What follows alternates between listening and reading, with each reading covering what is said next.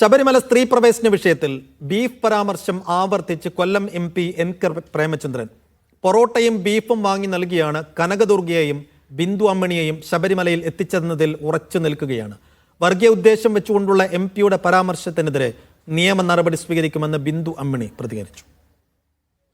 റഹ്ന ഫാത്തിമയും അമ്മിണിയും ബിന്ദു അമ്മിണി ഉൾപ്പെടെയുള്ളവരെ പാലായിലെ ഗസ്റ്റ് ഹൗസിൽ കൊണ്ടുവന്ന് ബീഫും പൊറോട്ടയും വാങ്ങിക്കൊടുത്ത് അതിനുശേഷം പോലീസ് വാനിൽ ആരും കാണാതെ കിടത്തിക്കൊണ്ടുവന്ന് പമ്പയിലെത്തിച്ച് മലകയറ്റാൻ നേതൃത്വം കൊടുത്ത പിണറായി വിജയന്റെ നേതൃത്വത്തിലുള്ള ആഭ്യന്തര വകുപ്പും ആ ഗവൺമെന്റുമാണ്.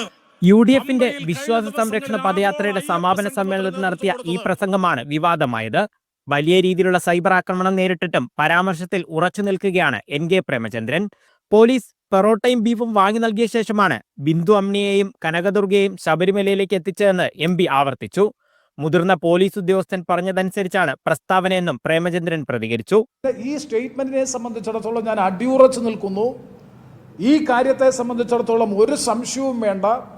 വിശ്വാസത്തെ ഏറ്റവും കൂടുതൽ വ്രണപ്പെടുത്തിയ, ദുർബലപ്പെടുത്തിയ ഒരു സംഭവമായിരുന്നു ശബരിമലയിൽ സ്ത്രീ പ്രവേശനവുമായി ബന്ധപ്പെട്ട് സുപ്രീം കോടതിയുടെ പിൻബലത്തിൽ, സുപ്രീം കോടതിയുടെ പശ്ചാത്തലത്തിൽ സ്ത്രീകളെ പ്രവേശിപ്പിക്കാൻ അന്നത്തെ പിണറായി വിജയൻ ഗവൺമെന്റ് എടുത്ത സമീപനം.